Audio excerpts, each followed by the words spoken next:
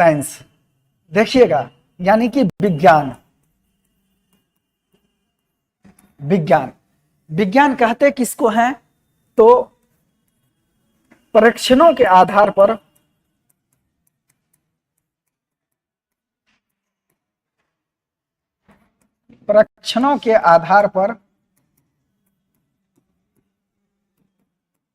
क्रमबद्ध एवं सूत्रबद्ध ज्ञान को हम विज्ञान कहते हैं। अर्थात जहां पर परीक्षण नहीं हुआ होगा, जहां पर एक्सपेरिमेंट नहीं होगा, उसको हम साइंस नहीं कहेंगे। तो परीक्षणों के आधार पर क्रमबद्ध एवं सूत्रबद्ध ज्ञान को हम क्या कहते हैं? विज्ञान कहते हैं। यहां पे हम विज्ञान की बात करें तो विज्ञान को हम कई शाखाओं में बांट के पढ़ते हैं। सबसे पहले हम साइंस का बात करें, तो हम कई शाखाओं में बांट करके पढ़ते हैं। यानी कि हम अगर इसका इतिहास के बारे में बात करें तो यहाँ पे हम दो भागों में बांट के पढ़ेंगे, यानी कि natural science and social science. अब देखिएगा, सोशल साइंस के अंतर्गत हम यहाँ पे बहुत सारे सब्जेक्ट को पढ़ते हैं, जैसे हिस्ट्री हो गया, जैसे पॉलिटी हो गया, जैसे ज्योग्राफी हो गया, जैसे इकोनॉमिक्स हो गया और जैसे साइकोलॉजी हो गया। इन सभी सब्जेक्ट का हम सोशल साइंस के अंतर्गत स्टडी करते हैं। वहीं पे अगर हम बात करें नेचुरल साइंस के अंतर्गत, तो नेचुरल साइंस के अंतर्गत हम यहाँ पे इसको दो भाग में बांट के पढ़ेंगे। दूसरा को बोलेंगे फिजिकल साइंस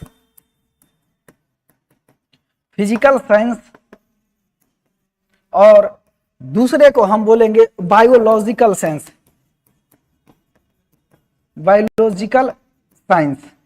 तो हमने क्या कहा, साइंस को दो भाग में बांट के पढ़ते हैं। एक को बोलते हैं हम नेचुरल साइंस और दूसरे को हम बोलते हैं सोशल साइंस। फिर हमने सोशल साइंस को कई भागों में बांटा, जैसे कि history, polity, geography, economics, psychology, sociology. इन सबों को हम किसके अंतर्गत बांट के पढ़ते हैं? तो सोशल साइंस के अंतर्गत बांट के पढ़ते हैं।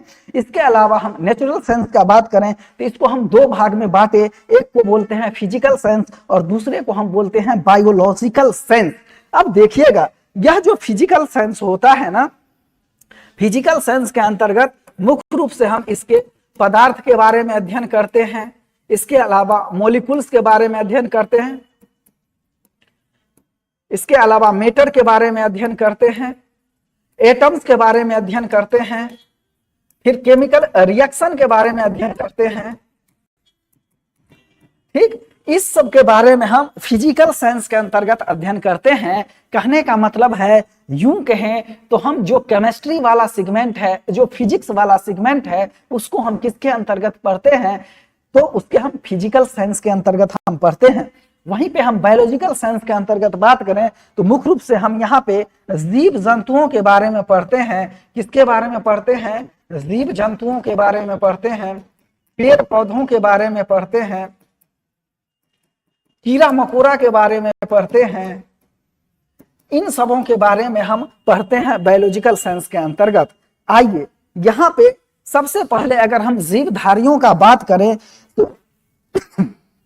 तो जितने भी जीवधारी हैं, उस सारे के सारे जीवधारी को हम किसके अंतर्गत पढ़ेंगे? तो बायोलॉजी के अंतर्गत पढ़ेंगे। शब्द यहाँ पे आता है बायोलॉजी, शब्द आता है बायोलॉजी। तो सबसे पहले यहाँ पे समझना है, हाँ, बायोलॉजी का मतलब क्या होता है? बायोलॉजी का मतलब होता है बायोस प्लस लोगस। बायोस का मतलब होता है यहाँ पे सजीव या जिसमें जीवन हो, और लोगस का मतलब होता है टू स्टडी। अर्थात यहाँ पे हम जिस चीज के बारे में अध्ययन करते हैं, किसका अध्ययन करते हैं? तो जहां पे हम जीवन के बारे में अध्ययन करते हैं उसी को हम बोलेंगे बायोलॉजी। तो टर्म आता है बायोलॉजी, यानी कि बायोलॉजी शब्द दिया किसने? तो लैमार्क एवं ट्रीवेनस ने। लैमार्क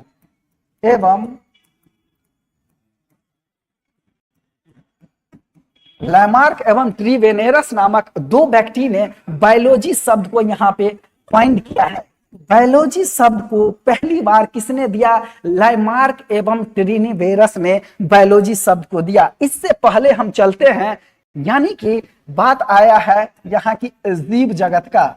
जीव जगत के बारे में हम अध्ययन करें तो सबसे पहले हम एंशिएंट टाइम में चलते हैं। एंशिएंट टाइम में हम चलते हैं, यानी कि बात की शुरुआत होती है अरस्तु से। किससे? अरस्तु से।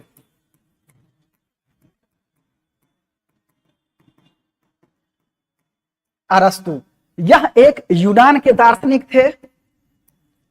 यूनान के दार्शनिक थे और यूनान के दार्शनिक थे। इसका हम पीरियड का बात करें तो 384 से 322 बीसीई, याद रखिएगा 384 से 322 बीसीई के काल में यह यूनान में दार्शनिक हुए थे। इन्होंने जितने भी चराचर जीव है, संपूर्ण जीव जगत को इन्होंने मुख्य रूप से दो वर्गों में बांटा था। यानी कि इन्होंने एक को बोला, एक को क्या बोला था? एक को बोला जंतु समूह और दूसरे को बोला था पादप समूह। अब यहाँ पे कुछ बात समझने वाला है, उस बात को समझिए। यह जो अरस्तु नामक व्यक्ति थे, इन्होंने यूनान में जिस समय एंशिएंट काल चल रहा था, यानी कि प्राचीन जो विश्व है उसके समय में यह दार्शनिक थे। तो उस समय में ऐसा नहीं था कि आज जो है बायोलॉजी के लिए अलग व्यक्ति होंगे। वो पहले एक दार्शनिक ही हुआ करते थे और वही दार्शनिक सभी के बारे में, यानी कि ज्ञान का जो अंतिम सोर्स होता था वह दार्शनिक होते थे। महात्मा होते थे, संत होते थे, फकीर होते थे, पादरी लोग होते थे। कहने का मतलब है कि आज के जैसा वहां पे प्रायोगिक चीज नहीं होता था कि भैया लेबोरेटरी में जाओ और वहां पे नासा की साइंटिस्ट की तरह प्रयोग करके चीज को निकालो। वहां पे दार्शनिक होते थे और दार्शनिक ही शरीर की क्रिया से लेकर के पेड़ पौधों तक के बारे में वह व्याख्या करते थे। यानी कि जितने भी चराचर जीव है उन सभी चराचर जीव के बारे में वह लोग बात करते थे। तो यह जो अरस्तु हुए थे, अरस्तु ने संपूर्ण जीव जगत को यहाँ पे जंतु समूह और पादप समूह में वह बांटे थे। लेकिन अरस्तु जो है यह सबसे ज्यादा जो काम किए थे वह किए थे, आपका यहाँ पे हम लिखते हैं, अरस्तु जो है वह काम किए थे मुर्गी के अंडे में भ्रूणीय विकास, यानी कि एम्ब्रियोकल डेवलपमेंट।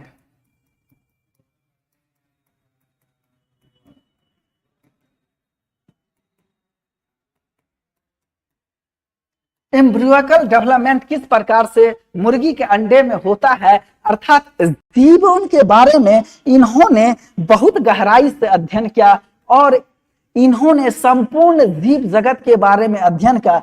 कुल मिलाकर के यह 500 से अधिक जीवों के बारे में अध्ययन किया।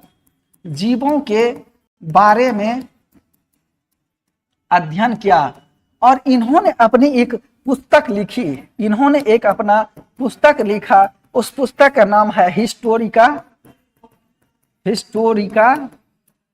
एनिमेलियम।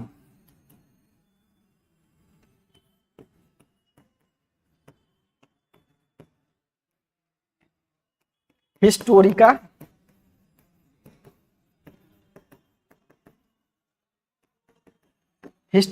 एनिमेलियम। यह याद रखिएगा, कई बार यह क्वेश्चन भर भर के पूछा जाता है। हमने क्या कहा? मुर्गी के अंडे में भ्रूणीय विकास, यानी कि एम्ब्रियोलॉजिकल डेवलपमेंट। यह मुर्गी के बच्चे में किस प्रकार से भ्रूण का विकास होता है। इसके साथ ही इन्होंने 500 से अधिक जीव जंतुओं के बारे में अध्ययन किया और अपनी एक पुस्तक में इन सभी बातों को लिखा। यानी कि किस प्रकार से एक जीव से, यानी कि सरल जीव से कॉम्प्लेक्स जीव का विकास होता है, साथ ही साथ किस प्रकार से एक छोटे से भ्रूण से एक बड़े जीव का निर्माण होता है। इन सबों के बारे में इन्होंने लिखा और एक पुस्तक में लिखा, हिस्टोरिका एनिमेलियम। इसीलिए इसको फादर ऑफ एम्ब्रियोलॉजी कहा जाता है। तो यहाँ पे अरस्तु को क्या कहा जाता है? सबसे पहले अरस्तु लिखिए, अरस्तु क्या कहा जाता है? Father of biology. दूसरा father of zoology, father of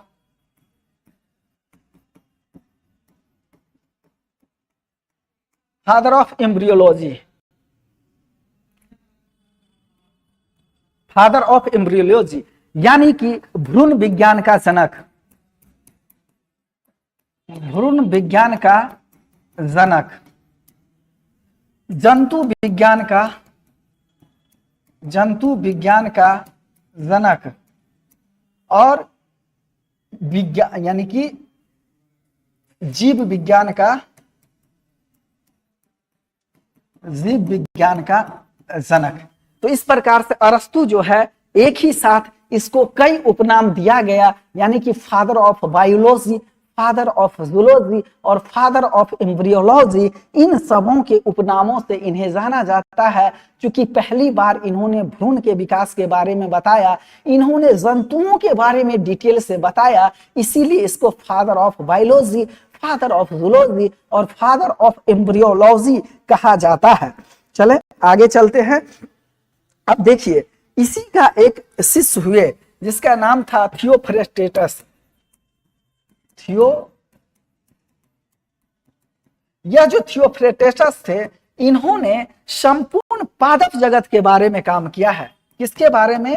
पादप जगत के बारे में काम किया है या पादप समूह के बारे में काम किया है। इन्होंने जितने भी पादप है उसके बारे में एक डिटेल्ड एनालिसिस किया, जानने का प्रयास किया कि किस प्रकार से पादप में विकास होता है, एक जो पादप होते हैं उसमें किस प्रकार से जनन होता है, किस प्रकार से वो ग्रोथ करती है, किस प्रकार से उसमें विकास होता है, उसमें उपापचय की क्रिया कैसी होती है, उसमें जनन कैसे होता है। ठीक, तो इस प्रकार से देखें तो पादप में जो लैंगिक जनन होता है, जो अलैंगिक जनन होता है, जो मुकुलन होता है, इन सबों के बारे में डिटेल जाना, अर्थात किस प्रकार से एक नन्हे से बीज से बड़े वृक्ष का निर्माण होता है, इन सबों के बारे में जानने का काम किसने किया?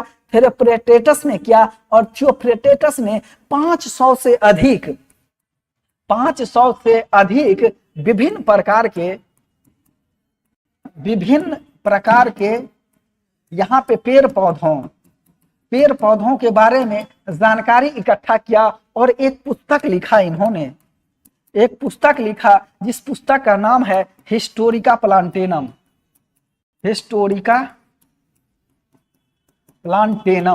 और ये हिस्टोरिका प्लांटेनम में इन्होंने इन सबों बातों का जिक्र किया और यह 500 से अधिक विभिन्न प्रकार के प्रजातियों को, पेड़ पौधों को इसमें दर्शाया है। इसीलिए इसको फादर ऑफ बॉटनी कहा जाता है। इसीलिए इसको हम क्या कहते हैं? Father of botany. ठीक, तो इस प्रकार से देखें तो यह अरस्तु और थियोफ्रेस्टेटस। तो थियोफ्रेस्टेटस कहाँ के थे? यह भी यूनान के ही थे और ये क्या थे? अरस्तु के ही चेला थे। अब यहाँ पे देखिएगा, हमने बायोलॉजी के बारे में जाना, तो यहाँ जो है बायोलॉजी को हम कई भागों में बांट के पढ़ते हैं। खास करके बायोलॉजी को हम कई भाग में बांट के पढ़ते हैं। एक को हम बोलते हैं यहाँ पे बेसिक बायोलॉजी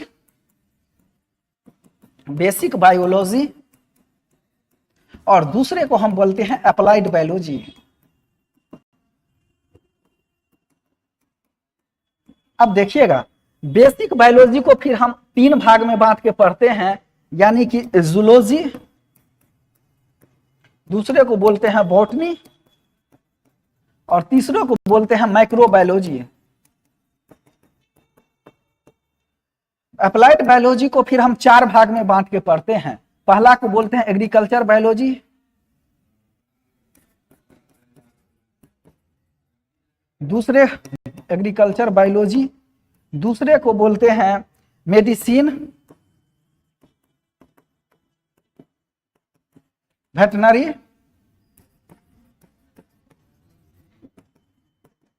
वेटनरी बायोलॉजी और चौथे को हम बोलते हैं आपका फार्मास्यूटिकल बायोलॉजी।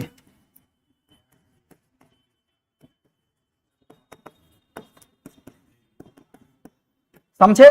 तो बायोलॉजी जो है इसको हम दो भाग में बांट के पढ़ते हैं, एक को बोलते हैं बेसिक बायोलॉजी और दूसरे को हम बोलते हैं अप्लाइड बायोलॉजी।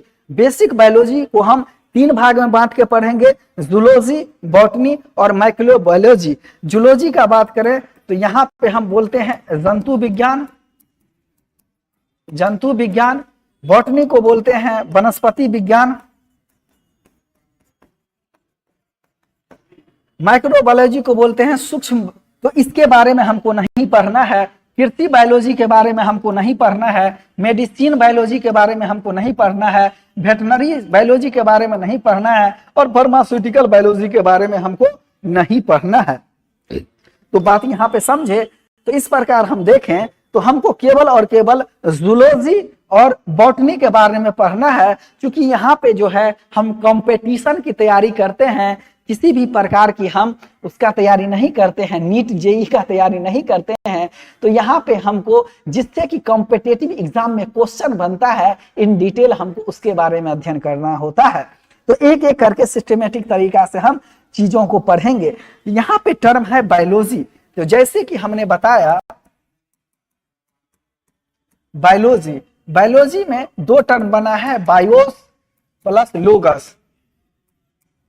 बायोस का मतलब होता है सजीव या जिसमें जीव हो, लोगस का मतलब होता है टू स्टडी। हमने बताया कि सजीव हो तो अर्थात यह किस प्रकार निर्जीव से भिन्न होगा, यह किस प्रकार निर्जीव से भिन्न होगा। जब ही हम कहते हैं कि यह सजीव है तो मतलब यह किस प्रकार निर्जीव से भिन्न होगा, इसके बारे में हमको जानना है, तभी तो हम डिटेल जान पाएंगे कि यह सजीव है और यह निर्जीव है। बात को समझिए यहाँ पे, अर्थात सजीव का मतलब होता है जिसमें कि जीवन हो, जिसमें कि जीवन हो, चाहे वह पेड़ पौधा हो, चाहे वो जंतु हो। ठीक, तो किसी भी रूप से जिसमें जीवन होगा उसी को हम बोलेंगे बायोलॉजी। अब यहाँ पे समझिए किस प्रकार से यह निर्जीव से भिन्न होगा, तो इसके लिए कई प्रकार की विशेषता है, यानी कि सजीव होने की कैरेक्टेरिया। ठीक, सजीव होने का गुण, इसके लिखिए सजीव होने का गुण क्या क्या है। तो पहला पॉइंट, उसमें क्या हो, जीव द्रव्य हो, जीव द्रव्य हो पहला। तो जीव द्रव्य यानी कि इसमें क्या हो, कोशिका द्रव्य हो, कोशिका द्रव्य हो, और इसमें क्या हो, केंद्रक द्रव्य हो। एक तो यहाँ पे कोशिका द्रव्य हो और दूसरा यहाँ पे केंद्रक द्रव्य हो, तभी यह जीवन की श्रेणी में आएगा। चाहे वह पेड़ पौधा हो, चाहे वो जंतु समूह हो, कोई भी समूह हो, पहला कैरेक्टेरिया होता है कि यह किससे भिन्न होगा, तो यहाँ पे उसमें जीव द्रव्य होना जरूरी होता है। दूसरा कैरेक्टेरिया होता है यहाँ पे, जैसे ही जीव द्रव्य होगा तो यहाँ पे कोशिका की संरचना होगी। यहाँ पे क्या होगा, कोशिका का संरचना होगा। ठीक, पहला फीचर है उसमें जीव द्रव्य हो, दूसरा कोशिका की संरचना हो, और तीसरा इसकी जो विशेषता होती है उसमें उपापचय की क्रिया हो, उपापचय की क्रिया हो। उसमें क्या हो, उसमें श्वसन हो, उसमें क्या हो, वृद्धि हो, उसमें क्या हो, प्रजनन हो, प्रजनन हो। ठीक, तो जिसमें उसमें क्या हो, उत्सर्जन हो। अगर पेड़ पौधा है तो वह भी उत्सर्जन करता है, पेड़ पौधा है वह भी जनन करता है, पेड़ पौधा है उसमें भी वृद्धि होता है, पेड़ पौधा में भी श्वसन होता है, पेड़ पौधा में चय उपचय की क्रिया होती है, पेड़ पौधा में भी कोशिका संरचना होता है, और पेड़ पौधा में भी जीव द्रव्य पाया जाता है। कहने का मतलब वहां भी कोशिका द्रव्य और केंद्रक द्रव्य पाया जाता है। तो बात समझ में आ रहा है। तो सजीव होने का गुण क्या क्या है, उसमें जीव द्रव्य हो यानी कि कोशिका द्रव्य हो, केंद्रक द्रव्य हो, कोशिका की संरचना हो, फिर उसमें श्वसन हो, उसमें प्रजनन हो, उसमें गति हो। याद रखिएगा इसमें गति हो, गति भी होना चाहिए, साथ ही इसमें संवेदना होना चाहिए। संवेदना यानी कि सेंसेशन, अगर किसी भी जीव में संवेदना नहीं है तो वह जीव नहीं है। संवेदना पेड़ पौधा में भी होता है, पेड़ पौधा में भी होता है और जंतुओं में भी होता है। तो यह जो संवेदना है यह दोनों में होगा, इधर वह पेड़ पौधा हो या फिर जंतुओं हो। तो संवेदना दोनों में देखा जाएगा। पेड़ पौधा में आप देखिएगा, रेगुलर आप वहां पे जाइए तो आपका बगीचा जो है, आपके गार्डन जो है वो बहुत बढ़िया खिलखिलाता रहेगा। आप बगीचा लगा के छोड़ दीजिए तो वो सूख जाएगा। उसी प्रकार से आप छुई मुई को पौधा लीजिए, छुई मुई को पौधा में क्या होता है, जैसे ही आप छुइएगा तो वो क्या हो जाएगा, मुरझा जाएगा। तो कहने का मतलब है कि संवेदना हर एक जीव में होता है, कीड़ा मकोड़ा से लेकर के बड़े बड़े जीव तक होता है। अब गाय को लीजिए, कुत्ता को लीजिए, अब गाय को देखिए, अगर आप चुचकार के उसको रोटी दीजिएगा तो डेली आपके पास आ जाएगी। कुत्ता को देखिए तो वो क्या है, अगर आप उसको बिस्किट दीजिएगा तो डेली आपके पास आएगा। तो कहने का मतलब सेंसेशन सब में होता है, पेड़ पौधा, जंतु समूह, मानव, सभी में सेंसेशन होता है। यानी कि संवेदना हर एक जीवों में पाया जाता है और जीव होने का, सजीव होने का यह पहला कैरेक्टरिस्टिक होता है। यानी कि सजीव होने का गुण क्या है, उसमें जीव द्रव हो, यानी कि केंद्रक द्रव हो, कोशिका द्रव हो, कोशिका की संरचना पाया जाता हो, चाय उपचय की यहाँ पे क्रिया देखा गया हो, यहाँ पे श्वसन होता हो, यहाँ पे वृद्धि होता हो, यहाँ पे प्रजनन होता हो, यहाँ पे उत्सर्जन होता हो, यहाँ पे गति हो, यहाँ पे संवेदना हो। अगर इतना कैरेक्टेरिया यहाँ पे अगर होता है तो कोई भी जीव सजीव की कैरेक्टेरिया में यहाँ पे शामिल हो जाएगा। बात समझे। आगे हम चलते हैं। यहाँ पे आगे हमने देखा किस प्रकार से जीव जो है ये निर्जीव से अलग होते हैं। यहाँ पे एक टर्म होता है बायोडाइवर्सिटी।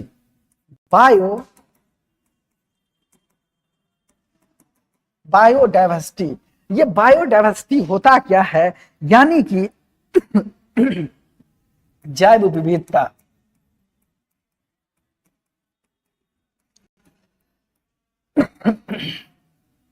सबसे पहले जिस व्यक्ति ने दिया था उस व्यक्ति का नाम है वाल्टर जी रोजेन। वाल्टर जी रोजेन। वाल्टर जी रोजेन ने बायोडाइवर्सिटी शब्द यानी कि यह दिया था। ये बायोडाइवर्सिटी होता क्या है, यह होता है किसी विशेष क्षेत्र में, किसी विशेष क्षेत्र में जीवों की भरपूर संख्या, इसी को हम बोलते हैं बायोडाइवर्सिटी। किसी विशेष क्षेत्र में जीवों की भरपूर संख्या। अब जैसे कर्क और मकर रेखा के बीच में आप देखिएगा, अगर हम यहाँ पे ड्रॉ करें, यह है आपका पृथ्वी और यह हो गया आपका इक्वेटर, यानी कि 0 डिग्री हो गया, यानी कि यह हो गया 23.5 डिग्री, यह हो गया नॉर्थ और ये हो गया 23.5 डिग्री साउथ। ठीक, फिर यहाँ पे हो गया 66.5 डिग्री नॉर्थ और फिर इस तरफ हो गया 66.5 डिग्री साउथ और ये हो गया आपका 90 डिग्री और यहाँ भी हो गया आपका 90 डिग्री। तो ये वाला जो रीजन होता है, ये वाला रीजन इसमें सबसे ज्यादा, यानी कि यूं कहें तो कर्क रेखा एवं मकर रेखा, कर्क रेखा और मकर रेखा, इसके बीच में सबसे अधिक बायोडाइवर्सिटी जीव पाया जाता है। चूंकि जीवों की वृद्धि के लिए सर्टेन मात्रा में टेम्परेचर चाहिए, सर्टेन मात्रा में ह्यूमिडिटी चाहिए। अगर केवल गर्मी ही होगा तो वहां पे जीवों का विकास नहीं होगा, केवल नमी ही होगा तो वहां पे जीवों का विकास नहीं होगा। तो जीवों के विकास के लिए ठंडी गर्मी इन दोनों चीज का जरूरी होता है, अर्थात सर्टेन मात्रा में नमी नहीं रहेगा तो वहां पे जीवों का प्रॉपर डेवलपमेंट नहीं होगा। इसीलिए कर्क रेखा और मकर रेखा के बीच में सबसे अधिक जैव विविधता पाया जाता है। चूंकि यह बायोलॉजी का सेगमेंट है तो हमको यह जानना जरूरी होगा कि सबसे अधिक जीव कहाँ पाया जाता है। जैव विविधता हम कहते किसको हैं, अर्थात किसी विशेष क्षेत्र में जीवों की जो भरपूर संख्या होती है, अर्थात जीवन की विविधता। जैव विविधता का मतलब जीवन की विविधता, जीवों की विविधता को ही हम क्या कहते हैं, यहाँ पर हम जैव विविधता कहते हैं। बात समझ में आया? तो किसी विशेष क्षेत्र में जीवों की भरपूर संख्या, और यह कहाँ पाया जाएगा, तो यह कर्क रेखा और मकर रेखा के बीच में पाया जाएगा। कहाँ पाया जाएगा, तो कर्क रेखा tropic of cancer and tropic of capricorn, यानी कर्क और मकर रेखा के बीच में जैव विविधता की संख्या भरपूर देखने को मिलेगी। तो जैव विविधता क्या है, इस शब्द को किसने दिया, वाल्टर जी रोजन ने दिया है जैव विविधता को। और किसी विशेष क्षेत्र में जीवों की जो संख्या होती है उसको यहाँ पे दर्शाया जाता है। कर्क और मकर रेखा का वह क्षेत्र जहाँ पे जीवों की सबसे अधिक विविधता देखा जाता है, यानी कि विभिन्न प्रकार के जीव देखे जाएंगे, सरल जीव से लेकर के विशिष्ट प्रकार के जीव देखे जाएंगे, उसी को कहा जाता है जैव विविधता। यह कहाँ पाया जाएगा, तो कर्क और मकर रेखा के बीच में यह पाया जाएगा। अब हम यहाँ पे पढ़ते हैं क्लासिफिकेशन। क्लासिफिकेशन अर्थात किस प्रकार से सरल जीवों से जटिल जीव यहाँ पे जो बनता है उसका क्लासिफिकेशन हम किस प्रकार से करेंगे, बने रहिएगा हमारे साथ। देखिए क्लासिफिकेशन करने का सबसे पहले आधार क्या है, इसका अगर हम आधार का बात करें तो इसके कई आधार होते हैं। आधार नंबर हम पहला का बात करें तो सबसे पहला यहाँ पे आता है कोशिका संरचना। क्या आता है, कोशिका संरचना, यानी कि इसको हम सेल स्ट्रक्चर कहते हैं। सेल स्ट्रक्चर, ये कोशिका संरचना यहाँ पे हम देखेंगे, इसको हम दो भाग में बांट के पढ़ेंगे। पहला को हम बोलेंगे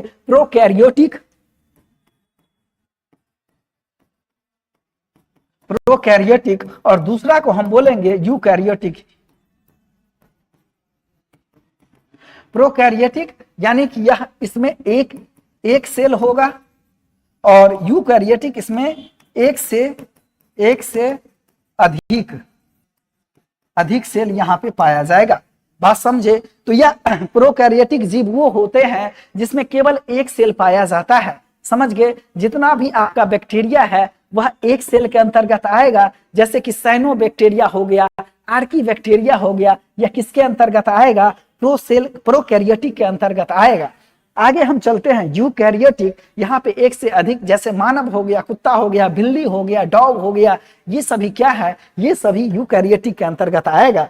तो कोशिका संरचना हमने देखा, यानी कि क्लासिफिकेशन का जब हम दूसरा आधार का बात करें, आधार नंबर 2 का हम बात करें, तो यहाँ पे हम देखेंगे इसका बॉडी स्ट्रक्चर।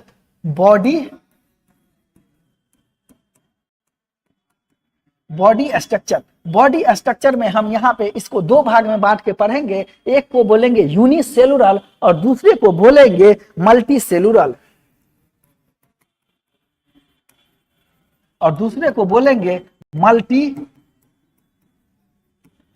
मल्टीसेलुलर। तो बॉडी स्ट्रक्चर के मतलब अंतर्गत हम दो बातों को पढ़ेंगे, यानी कि वह एक सेल से बना है या एक से अधिक सेल से बना है, यानी कि बॉडी स्ट्रक्चर के बारे में हमने ये देखना है। इसके बाद हमने पढ़ना है आधार नंबर 3 न्यूट्रिशन, यानी कि पोषण। न्यूट्रिशन, पोषण में हम देखेंगे वह कैसा है, वह स्वपोषी है या वह परपोषी है। यहाँ पे हम स्वपोषी का बात करें तो यह हो जाएगा ऑटोट्रोप, और यह हो जाएगा हेटेरोट्रोप। तो इधर वह स्वपोषी है या फिर परपोषी है। तो हमने यहाँ पे क्लासिफिकेशन का बात किया, तो क्लासिफिकेशन के अंतर्गत हमने क्या देखा, इसका आधार, यानी कि सरल जीवों से जटिल जीव बनने का आधार क्या होता है। तो पहला आधार हमने देखा कोशिका संरचना, यानी कि सेल स्ट्रक्चर, वह या तो प्रोकैरियोटिक है या यूकैरियोटिक है। दूसरा हमने यहाँ पे देखा बॉडी स्ट्रक्चर, या वह यूनिसेलुलर है या फिर वह मल्टी सेलुलर है। अर्थात जब हम तीसरा यहाँ पे आधार का बात किया है तो हमने पोषण के बारे में बात किया है, न्यूट्रिशन के बारे में बात किया है। इधर वह तो स्वपोषी है या फिर परपोषी है, तो स्वपोषी और परपोषी के आधार पे हमें न्यूट्रिशन के बारे में पढ़ना है। आगे हम यहाँ पे चौथा आधार का बात करें तो चौथा आधार हमको यहाँ पढ़ना है फंक्शनल ऑर्गेनाइजेशन, फंक्शन कार्यात्मक संगठन, कार्यात्मक संगठन, फंक्शनल ऑर्गेनाइजेशन,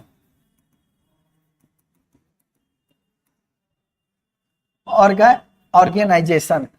कार्यात्मक संगठन का अगर हम बात करें तो यहाँ पे देखिएगा जो भी आपका अमीबा होता है, अमीबा के गमन के लिए क्या होता है तो स्यूडोपोडिया होता है, कूटपाद।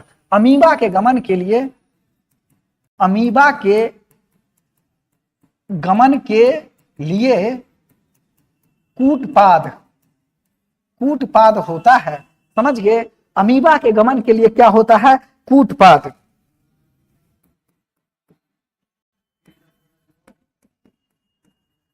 स्यूडोपोडिया, इस बात को याद रखिएगा। और दूसरा बात याद रखिएगा यहाँ पे मानव में गमन के लिए पशपाद होता है। मानव में गमन के लिए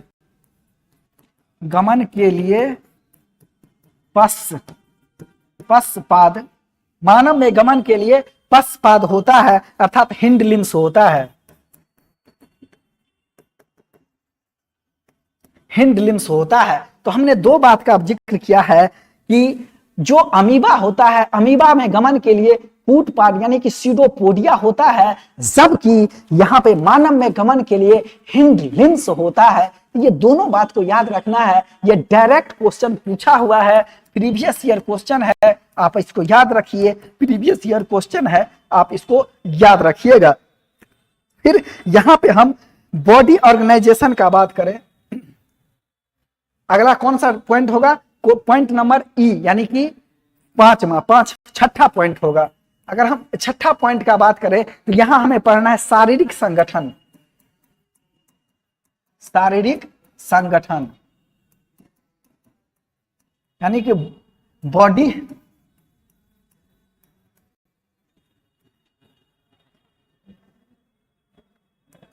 बॉडी ऑर्गेनाइजेशन।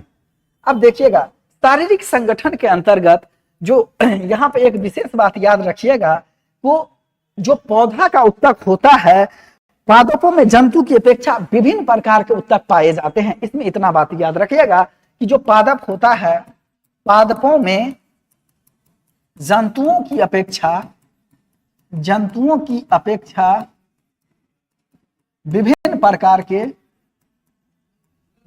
प्रकार के उत्तक पाए जाते हैं, उत्तक पाए जाते हैं। बात समझ में आया?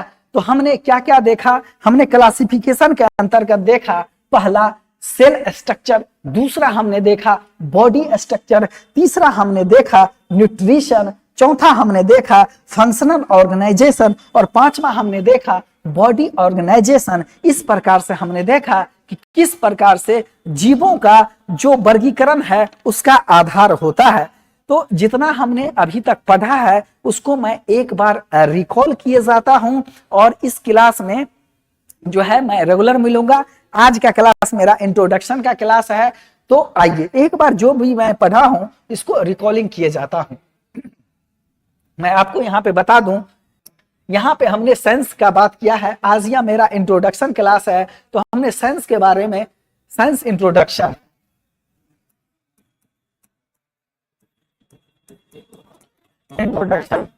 ठीक, और यह मेरा फर्स्ट क्लास है।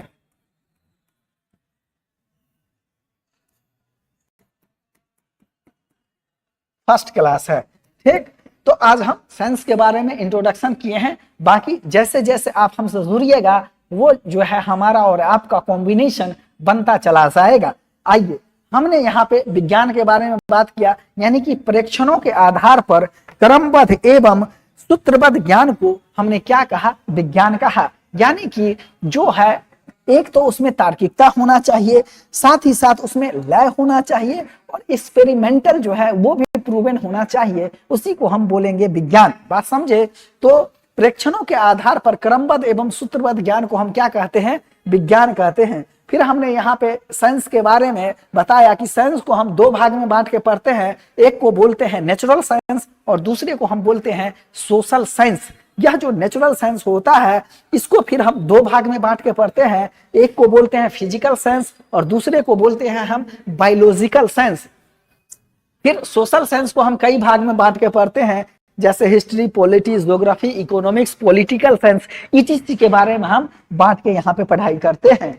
यहाँ पे अगर हम फिजिकल साइंस का बात करें, यानी कि नेचुरल साइंस के अंतर्गत हमने दो भागों में बांटा, फिजिकल साइंस और दूसरा हमने बांटा बायोलॉजिकल साइंस। तो फिजिकल साइंस के अंतर्गत मुख्य रूप से हम मैटर के बारे में पढ़ते हैं, उसके बाद कंपोनेंट्स के बारे में पढ़ते हैं, कंपाउंड्स के बारे में पढ़ते हैं, एटम्स के बारे में पढ़ते हैं, मॉलिक्यूल्स के बारे में पढ़ते हैं, एलिमेंट के बारे में पढ़ते हैं। साथ ही जो भी फिजिक्स है, जैसे फोर्स हो गया, ग्रेविटेशन हो गया, उसके अलावा आपका जरत हो गया, इनर्शिया हो गया, इन सबों के बारे में हम वहां पे पढ़ते हैं। यानी कि जो फिजिक्स और केमिस्ट्री वाला पार्ट होता है उसको हम फिजिकल साइंस के अंतर्गत पढ़ते हैं, और बायोलॉजिकल साइंस के अंतर्गत मुख्य रूप से हम पेड़ पौधा, जीव जंतु, कीड़ा मकोड़ा, इटीसी के बारे में हम यहाँ पे अध्ययन करते हैं। आगे फिर हमने बात किया है कि यह जो बायोलॉजी है, बायोलॉजी दो शब्दों से मिलके बना है, और इस शब्द को दिया किसने है? लैमार्क एवं ट्रीवेनरस नामक दो व्यक्ति ने दिया है। तो लैमार्क एवं ट्रीवेनरस को याद रखिएगा, ये कई बार प्रीवियस ईयर क्वेश्चन में पूछा हुआ है कि यह बायोलॉजी शब्द किसने दिया है? तो लैमार्क एवं ट्रीवेनरस ने बायोलॉजी शब्द को कॉइंड किया है। बायोलॉजी शब्द दो शब्दों से मिलकर बना है, एक को बोलते हैं बायोस, दूसरे को बोलते हैं लोगस। बायोस का मतलब होता है सजीव या जिसमें जीवन हो, लोगस का मतलब होता है अध्ययन करना, टू स्टडी। फिर हमने जीव जगत के बारे में बात किया है कि ये जितने भी जीव जगत है, अरस्तु जो है इन सबों को दो वर्गों में बांटा, अर्थात एक को बोला जंतु समूह और दूसरे को बोला है पादप समूह। अगला हम टैक्सोनॉमी पढ़ेंगे, वहां पे हम देखेंगे। फिलहाल अभी हम रेफरेंस के रूप में याद करते हैं। तो यह जीव जगत जो है, सबसे पहले अरस्तु ने इसका व्याख्या किया था। अरस्तु एक यूनान के दार्शनिक थे और इसका कालखंड 384 से लेके 322 ईसा पूर्व में माना जाता है। यह यूनान के दार्शनिक थे और इन्होंने जंतु समूह और पादप समूह के बारे में बात किए थे। यह जो है मुर्गी के अंडे में भ्रूणीय विकास यानी कि एम्ब्रियोलॉजिकल डेवलपमेंट किस प्रकार होता है, इसके बारे में इन्होंने बात किया था। और इन्होंने 500 से अधिक जीव जंतुओं के बारे में एक विस्तृत अध्ययन किया। उसमें किस प्रकार से जनन होता है, किस प्रकार से प्रजनन होता है, किस प्रकार से उसमें विकास होता है, जीवन किस प्रकार से आगे चलता है, इन सभी बातों का जिक्र किया था। और अपनी एक पुस्तक, यानी कि याद रखिएगा ये कई बार क्वेश्चन पूछा हुआ है, पुस्तक का नाम हिस्टोरिका एनिमेलियम। हिस्टोरिका एनिमेलियम में 500 से अधिक विभिन्न प्रकार के प्रजातियों, जीव जंतुओं के बारे में इन्होंने अध्ययन किया है। तो जो है संपूर्ण जीव जगत को दो वर्गों में बांटा, यानी कि जंतु समूह और पादप समूह। आगे हम चलते हैं यहाँ पे। तो हमने कह रहा था कि मुर्गी के अंडे में भ्रूणीय विकास यानी कि एम्ब्रियोलॉजिकल डेवलपमेंट किस प्रकार से हुआ है, इसके बारे में एक डिटेल्ड एनालिसिस किसने किया था? तो यह किए थे अरस्तु ने, एरिस्टोटल ने किया था। और 500 से अधिक जीव जंतुओं के बारे में एक डिटेल्ड एनालिसिस किया था। ये उन्होंने एक पुस्तक लिखा, पुस्तक का नाम है हिस्टोरिका एनिमेलियम। याद रखिएगा, प्रीवियस ईयर क्वेश्चन में पूछा हुआ है, तो इस पुस्तक को जरूर याद रखिएगा। फिर इसी का चेला होता है, हाँ, तो ये अरस्तु जो है इसको कई उपनामों से जाना जाता है, क्योंकि इन्होंने एक तो मुर्गी के जो अंडे होते हैं उसमें भ्रूणीय विकास, एम्ब्रियोलॉजिकल डेवलपमेंट किस प्रकार से होता है, तो इसलिए इसे फादर ऑफ एम्ब्रियोलॉजी कहा जाता है। फिर फादर ऑफ जूलॉजी कहा जाता है, क्योंकि वेरी फर्स्ट टाइम इन्होंने इस जीव जंतुओं के बारे में एक डिटेल एनालिसिस किया था। साथ ही फादर ऑफ बायोलॉजी किसे कहा जाता है? तो यह अरस्तु को ही कहा जाता है। आगे चलते हैं, थियोफ्रेस्टेटस ये क्या है? तो इसी का चेला है। और थियोफ्रेस्टेटस का कालखंड याद रखिएगा 370 से 287, 370 से 287 ईसा पूर्व। और ये कौन है? तो यह अरस्तु का ही चेला है, अरस्तु का शिष्य है।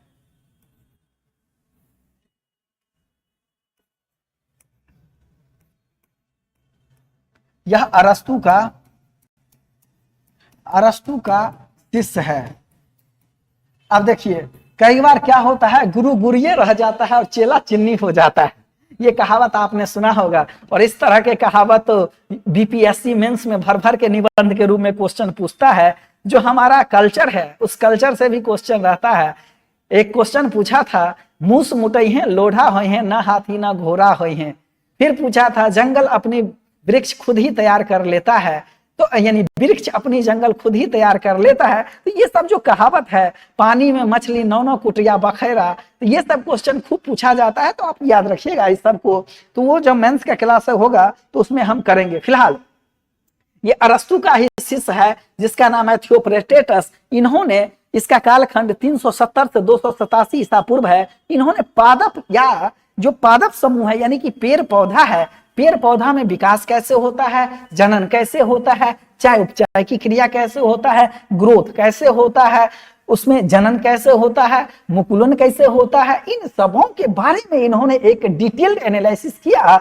और अपने गुरु की तरह ही इन्होंने 500 से अधिक विभिन्न प्रकार के पेड़ पौधे के बारे में अध्ययन किया और एक पुस्तक लिखा। इस पुस्तक को जरूर याद रखिएगा, यह प्रीवियस ईयर क्वेश्चन का टाइप है, पूछा जाएगा। पुस्तक का नाम है हिस्टोरिका प्लांटेनम। हिस्टोरिका प्लांटेनम किसने लिखा? थियोफ्रेस्टेटस ने लिखा। किसने लिखा? थियोफ्रेस्टेटस ने लिखा। इसीलिए इसे फादर ऑफ बॉटनी यानी कि वनस्पति विज्ञान का पिता कहा जाता है। वनस्पति विज्ञान का पिता किसे कहा जाता है? थियोफ्रेस्टेटस को या कहा जाता है। चलिए आगे हम चलते हैं। यहां पे जब हमने बात किया तो बायोलॉजी का, क्योंकि हमारा क्लास बायोलॉजी का है तो बायोलॉजी को इन डिटेल यहाँ पे हमने सेग्रीगेट करने का कोशिश किया है। अब देखिए बायोलॉजी यहाँ पे हम दो भागों में बांट के पढ़ना है। जैसे कि हमने बताया था, बायोलॉजी मुख्य रूप से दो टर्म से बना है, बायोस और लोगस, यानी कि जिसमें हम सजीवों का अध्ययन करते हैं। तो बायोलॉजी को हम दो भाग में बांट के पढ़ेंगे। एक को बोलेंगे बेसिक बायोलॉजी, दूसरे को बोलेंगे अप्लाइड बायोलॉजी। बेसिक बायोलॉजी के अंतर्गत जूलॉजी, बॉटनी और माइक्रोबायोलॉजी के रखते हैं, जबकि हम अप्लाइड बायोलॉजी के अंतर्गत agriculture biology, medicine biology, veterinary biology और फार्मास्यूटिकल बायोलॉजी, इन सभी को हम यहाँ पे रखते हैं। और इस आधार से हम देखें तो यहाँ पे हमारे लिए ये अप्लाइड बायोलॉजी वाला जो है यह काम का नहीं है, क्योंकि हम कॉम्पिटिटिव एग्जाम की तैयारी करते हैं। केवल और केवल हमको जूलॉजी और बॉटनी के बारे में पढ़ना है, कहें तो यूं जंतु विज्ञान और वनस्पति विज्ञान के बारे में पढ़ना है। चूंकि यह कॉम्पिटिटिव एग्जाम का क्लासेस है, यह यहाँ पे किसी प्रकार का आप लोगों को ये क्या बोलते हैं नीट का एग्जाम नहीं देना है। तो कंपटीशन में बेसिक चीज ही पूछा जाता है, नाम ही है इसका जनरल स्टडी, अर्थात समान अध्ययन आपको यहाँ पे करना है।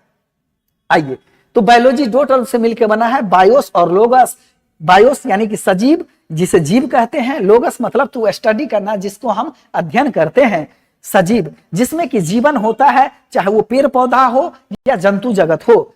यह किस प्रकार से निर्जीव से भिन्न होगा, अब हम यहाँ पे देखते हैं। अर्थात हम सजीव कहेंगे किसको, सजीव का डेफिनेशन क्या होगा, तो यह किस प्रकार से निर्जीव से भिन्न होगा, तो जिसमें कि जीव द्रव पाया जाता हो, जहां पर कि प्रोटोप्लाज्म होता हो, प्रोटोप्लाज्म फिर या यहाँ पे केंद्रक द्रव होता हो, यहाँ पे कोशिका द्रव होता हो। फिर यहाँ पे हम देखेंगे कि सजीव होने की कैरेक्टेरिया में इसका कोशिका का संरचना कैसा है, चाहे उपचार की क्रिया कैसे हो रही है, श्वसन कैसे हो रहा है, इसमें वृद्धि कैसे हो रहा है, प्रजनन, उत्सर्जन, गति, संवेदना। अगर इतना चीज होता हो तब हम उसको जीव जगत के अंतर्गत रखेंगे, यानी कि वह सजीव के अंतर्गत आएगा। तो सजीव में दोनों चीज आएगा, पेड़ पौधा भी आएगा और जंतु भी आएगा, कीड़ा मकोड़ा भी आएगा। कहने का मतलब जिसमें कि जीव द्रव पाया जाता हो, जिसमें कि कोशिका पाया जाता हो, जिसमें कि चाय अपचाय की क्रिया होती हो, जिसमें कि श्वसन होता हो, जिसमें कि वृद्धि होता हो, जिसमें कि प्रजनन होता हो, जिसमें कि उत्सर्जन होता हो, जिसमें गति है और जिसमें संवेदना है। अगर इतना चीज किसी में होता है तो वह सजीव के कैरेक्टेरिया आएगा, सजीव को कैरेक्टेरिया को वह फुलफिल करेगा। आगे यहां पे हम देखेंगे कि अगर हमने जीव के बारे में पढ़ लिया तो फिर यह भी जानते हैं कि पृथ्वी पर सबसे अधिक जीव पाया कहा जाता है, इसी को कहते हैं बायोडायवर्सिटी।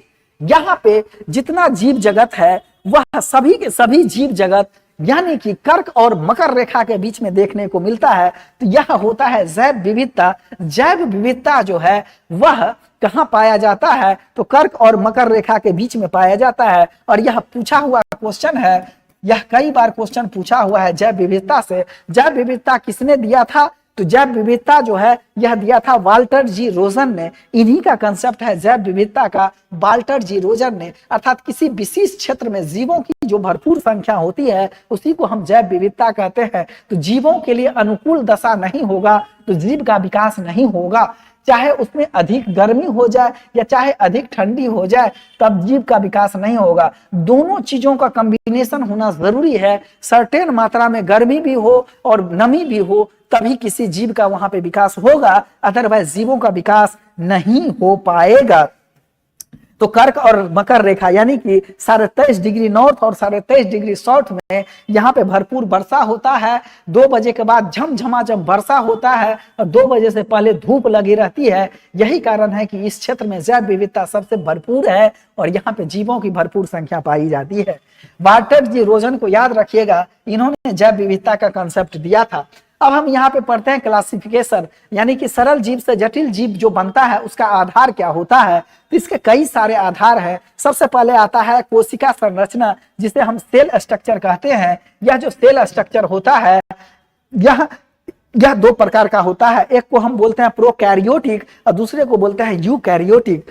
फिर आगे हम यहाँ पे देखना है, दूसरा आधार है बॉडी स्ट्रक्चर, यानी कि वह यूनिसेलुलर है या फिर मल्टी सेलुलर है। तीसरा आधार है पोषण, यानी कि न्यूट्रिशन कैसा है, इधर वह ऑटोट्रोपिक है यानी कि स्वपोषी है या फिर वह परपोषी है। फिर यहाँ पे कार्यात्मक संगठन कैसा है, जिसे हम फंक्शनल ऑर्गेनाइजेशन कहते हैं, वो कैसा है। अमीबा के गमन के लिए यहाँ पे कूटपाद पाया जाता है। ये प्रीवियस ईयर क्वेश्चन में पूछा हुआ है, इसको एज इट इज याद रखिएगा। और मानव में गमन के लिए हिंड लिम्स पाया जाता है, पश्चपाद पाया जाता है। इसको याद रखिएगा, एज इट इज याद रखिएगा, ये पूछा हुआ क्वेश्चन है। आगे हम चलते हैं, यहाँ पे है शारीरिक संगठन यानी कि बॉडी ऑर्गेनाइजेशन कैसा है। तो आगे हम चलेंगे तो डिटेल इन सब के बारे में पढ़ेंगे। फिलहाल याद रखिएगा कि यह जो जंतु है और पादप जगत है, 2 जगत है। तो जंतुओं की तुलना में पादपों का उत्तक ज्यादा होता है। तो इसीलिए याद रखना है, पादपों में जंतुओं की अपेक्षा विभिन्न प्रकार के उत्तक पाए जाते हैं। आगे हम जब पढ़ेंगे इन डिटेल तो इन सबों के बारे में हम पढ़ेंगे। यह था मेरा इंट्रोडक्शन का क्लास, इंट्रोडक्शन का क्लास था, ठीक ना। आगे हम कल जो है टैक्सोनॉमी के बारे में पढ़ेंगे, ठीक ना। और टैक्सोनॉमी से हम देखेंगे कि किस प्रकार से जो है, यानी कि कैलकुलस लिनियस ने जो है वह टैक्सोनॉमिकल हायरार्की दिया था और वहां पे हम एक एक करके फिर आगे चलेंगे। यानी कि वहां पे जाति, वंश, गण, कुल, यानी कि जो ये वर्गीकरण की मूलभूत जो इकाई है स्पीसीज, उन सबों के बारे में हम डिटेल स्टडी करेंगे। तो आज के लिए